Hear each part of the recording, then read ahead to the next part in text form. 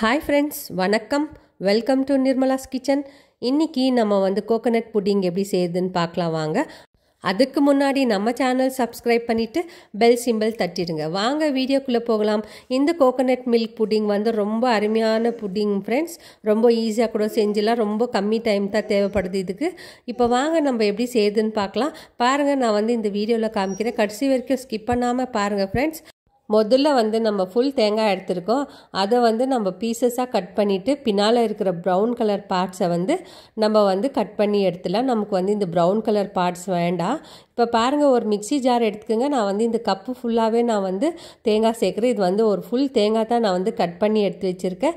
இந்த மாதிரி பீசஸ் போட்டு வச்சுருக்கேன். இதை வந்து நம்ம மிக்சியில் போட்டுட்டு முதல்ல வந்து பல்ஸ் மோடில் போடலாம். அதுக்கப்புறம் தண்ணி ஊற்றி ஆட்டலாம். இப்போ பாருங்கள், இப்போ இந்த கட் பண்ணி வச்சுருக்கிற தேங்காய் வந்து நம்ம மிக்சி ஜாரில் சேர்த்துட்டு இதை வந்து தண்ணி ஊற்றி கொஞ்சம் கொஞ்சமாக தண்ணி ஊற்றி நம்ம ஆட்டி எடுத்துன்னு வரலாம்.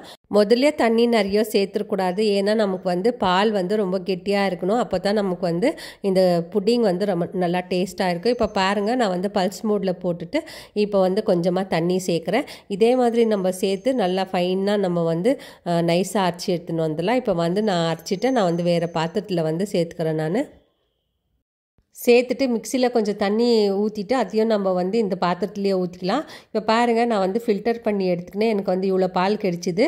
ஒரு முறை இந்த பாலை வந்து நல்லா கலந்துக்கலாம். அதுக்கப்புறம் வேறு கிண்ணில் கொஞ்சம் எடுத்து வச்சுக்கலாம். இதில் வந்து கார்ன்ஃப்ளவர் மாவு போட்டு நம்ம வந்து மிக்ஸ் பண்ண போகிறோம். இப்போ இதில் வந்து 4 ஸ்பூன் அளவுக்கு நம்ம வந்து கார்ன்ஃப்ளவர் மாவு சேர்த்துட்டு இதை வந்து கட்டியே இல்லாமல் நம்ம வந்து கரைச்சி எடுத்துக்கலாம். இப்போ பாருங்கள், நான் வந்து கார்ன்ஃப்ளவர் மாவு வந்து சேர்த்துட்டேன். கார்ன்ஃப்ளவர் சேர்த்துட்டு பிறகு நம்ம வந்து கட்டியே இல்லாமல் இதை வந்து நல்லா கரைச்சி எடுத்துக்கலாம். இது வந்து நல்லா ஒரு ஸ்மூத்தாக பேட்டர் மாதிரி இருக்கணும். அது வரைக்கும் நம்ம வந்து கரைச்சி எடுத்துக்கலாம். இந்த கார்ன்ஃப்ளவர் மாவை நல்லா நம்ம வந்து மிக்ஸ் பண்ணிவிட்டு இதை ஒரு ஓரமாக வச்சுக்கலாம். இப்போ வந்து ஒரு கடாய் எடுத்துக்கிறேன். நான் இந்த கடாயில் தான் நான் வந்து இந்த புட்டிங்கை வந்து செய்ய போகிறேன். அதனால் நான் டைரெக்டாக இந்த கடாயிலே நான் சேர்த்துக்கிறேன். சேர்த்துட்டு இதில் வந்து நம்ம சர்க்கரை சேர்த்துக்கலாம். நான் வந்து 1/4 கப் அளவுக்கு சர்க்கரை சேர்க்குறேன். சர்க்கரை சேர்த்துட்டு 4லேருந்து 5 ட்ராப்ஸ் வரைக்கும் நம்ம வந்து வெண்ணிலா எசன்ஸ் சேர்த்துக்கலாம். இது வந்து ஆப்ஷனல் ஃப்ரெண்ட்ஸ். இப்போ வந்து இது 3யும் நல்லா நம்ம வந்து மிக்ஸ் பண்ணி கொடுத்துலாம். இந்த சர்க்கரை கொஞ்சம் கரியட்டும். அதுக்கப்புறம் நம்ம மிக்ஸ் பண்ணிடலாம். இப்போ வந்து நான் கொஞ்சமாக உப்பு சேர்க்குறேன். உப்பு சேர்க்கும் போது நமக்கு டேஸ்ட் வந்து என்ஹான்ஸ் பண்ணி கொடுக்கும். அதுக்கப்புறம் நம்ம கரைச்சி வச்சுருக்கிற கார்ன்ஃப்ளவர் மாவை வந்து இதில் சேர்த்துக்கலாம். நம்ம வந்து இன்னும் ஸ்டவ் ஆன் பண்ணல. இதெல்லாம் சேர்த்துட்டு ஒரு முறை நல்லா கலந்து கொடுத்துட்ட பிறகு நம்ம வந்து ஸ்டவ் ஆன் பண்ணலாம்.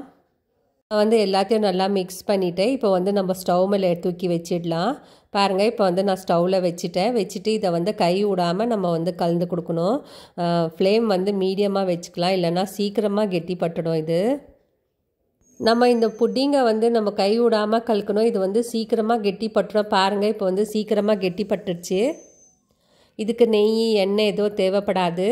நான் வந்து இந்த மாதிரி வந்து ஸ்பேச்சுலா வச்சுருக்கேன். அதில் தான் நான் வந்து கலந்து கொடுத்துருக்கேன். உங்கள் வீட்டில் நீங்கள் வந்து விஸ்கு கூட வச்சு இந்த மாதிரி நீங்கள் கலந்து கொடுக்கலாம். இது வந்து நல்லா கொச்சி பெரிய பெரிய பபிள்ஸ் வர வரைக்கும் நம்ம வந்து வெயிட் பண்ணலாம். அதுக்கப்புறம் இது வந்து கை விடாமல் நம்ம வந்து கலந்து கொடுக்கணும். இப்போ பாருங்கள், இது வந்து பெரிய பெரிய பபிள்ஸாக வருது. இன்னும் ஒரு 2 மினிட்ஸ் அப்படியே இருக்கட்டும். இது வந்து நல்லா வேகட்டும். வெந்த பிறகு நம்ம ஸ்டவ் ஆஃப் பண்ணிடலாம். பார்த்தீங்களா எவ்வளோ பெரிய பபிள்ஸாக வந்திருக்கு. இப்போ இன்னொரு முறை நல்லா கலந்து கொடுத்துடலாம் நம்ம. இப்போ வந்து நான் ஸ்டவ் ஆஃப் பண்ணிவிட்டேன். கீழே இறக்கி வச்சிடலாம். நம்ம ஸ்டவ் ஆஃப் பண்ணிவிட்டு இப்போ ரொம்ப சூடாக இருக்குது. நான் வந்து இந்த கிளாஸ் பவுலில் தான் நான் வந்து ஊற்றி வைக்க போகிறேன். இதை வந்து கீழே இறக்கி வச்சுட்டு இது கொஞ்சம் ஆட்டும். அதுக்கப்புறம் நம்ம வந்து கிளாஸ் பவுலில் சேர்த்துடலாம். கிளாஸ் பவுலில் ஊற்றி வச்சிடலாம். இந்த மாதிரி கிளாஸ் பவுல் இல்லைனாக்கா உங்ககிட்ட நீங்கள் வந்து ஸ்டீல் கிண்ணத்தில் கூட ஊற்றி வச்சுக்கலாம். இது வந்து செட் ஆகும் நல்லா. இப்போ பாருங்கள், நான் வந்து இது ஃபுல்லாக ஊற்றிடுறேன். இன்னமும் சூடாக இருக்குது. மேலேயே வச்சுக்கலாம். நம்ம ஊற்றிட்டு இது வந்து கிளாஸ் பவுலில் ஊற்றிட்டு நம்ம வந்து ஒரு 2 மணி நேரத்துக்கு இதை வந்து நம்ம டிஸ்டர்பே பண்ணக்கூடாது. இது வந்து நல்லா ஆறி அதுக்கப்புறம் இந்த கப்லேருந்து வெளியே வர வரைக்கும் நம்ம வந்து வெயிட் பண்ணலாம். இப்போ பாருங்கள், இன்னும் கொஞ்சம் இருக்குது. நான் அதை கூட இந்த கிண்ணத்தில் ஸ்டீல் கிண்ணத்தில் ஊற்றிடுறேன். இது ஊற்றிட்டு இதையும் நம்ம வந்து கூல் பண்ணலாம். அதுக்கப்புறமா நான் வந்து காமிக்கிறேன் எப்படி வந்துச்சுன்னு. இது வந்து ஒரு 2 மணி நேரம் ஃபுல்லாக செட் ஆகட்டும். அது வரைக்கும் நம்ம வெயிட் பண்ணலாம். இதை வந்து ஃப்ரிட்ஜில் கூட வைக்கலாம், இல்லை மேலே கூட வைக்கலாம். ஃப்ரிட்ஜில் வச்சா கொஞ்சம் நல்லா கூலாக இருக்கும். அதுக்கப்புறம் சாப்பிட்றதுக்கு வந்து ரொம்ப நல்லா டேஸ்ட்டாக இருக்கும். நான் இப்போ ஃப்ரிட்ஜில் 2 hours வச்சு எடுத்துகிட்ட வெளியே. இப்போ பாருங்கள் நல்லா டச் பண்ணுறேன், கையில் ஒட்டாமல் இருக்குது. இது வந்து சைட்லலாம் கொஞ்சம் நம்ம வந்து இப்படி வச்சு இது பண்ணோம்னா இது வந்து ஈஸியாக வெளியே வந்துடும். இப்போ இதை வந்து நம்ம வேறு தட்டில் வந்து ட்ரான்ஸ்ஃபர் பண்ணிக்கலாம். இப்போ வந்து நான் வந்து திருப்பி போடுறேன் பாருங்கள். இந்த கப்பை வந்து நான் திருப்பி போட்டு எடுக்கிறேன். பாருங்கள் எவ்வளோ நல்லா க்ளீனாக நம்மளுக்கு பவுல் விட்டு வெளியே வருது. இது நல்லா ஒரு ஜெல்லி டைப்பில் இருக்குது. இந்த புட்டிங் வந்து ரொம்ப டேஸ்ட்டாக இருக்கும். நான் வந்து இங்கே வந்து ஷேக் பண்ணி காமிக்கிறேன் பாருங்கள். இது வந்து நல்லா ஜெல்லி டைப்லேயே இருக்குது. இது வந்து ரொம்ப டேஸ்ட் வந்து ரொம்ப அருமையாக இருக்கும். அதுக்கப்புறம் நான் வந்து கார்னிஷிங்க்கு வந்து பாதி செரி கட் பண்ணி வைக்கிறேன். இது வந்து ஆப்ஷனல் தான் ஃப்ரெண்ட்ஸ். உங்கள்கிட்ட இருந்துச்சுன்னா நீங்கள் வைங்க, இல்லைன்னா ஸ்கிப் பண்ணிடலாம். அதுக்கப்புறம் கத்தி பாருங்கள் எவ்வளோ நல்லா சாஃப்டாக இறங்குது.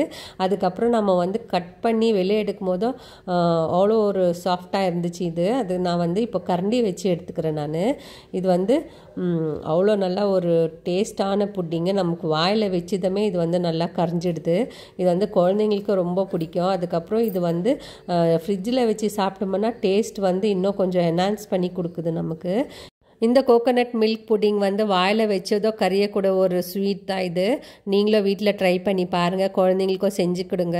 அதுக்கப்புறம் யாரெல்லாம் எனக்கு சப்ஸ்கிரைப் பண்ணிங்களோ அவங்களுக்கெல்லாம் ரொம்ப நன்றி. அதுக்கப்புறம் வீடியோவை ஸ்கிப் பண்ணாமல் ஃபுல்லாக பாருங்கள். முதல்ல ஒரு லைக் கொடுத்துட்டு அதுக்கப்புறமா கடைசி வரைக்கும் ஸ்கிப் பண்ணாமல் பாருங்கள். இந்த வீடியோ உங்களுக்கு பிடிச்சிருந்துச்சுன்னா லைக் பண்ணுங்கள், ஷேர் பண்ணுங்கள், சப்ஸ்கிரைப் பண்ணுங்கள். தேங்க்யூ, பாய்.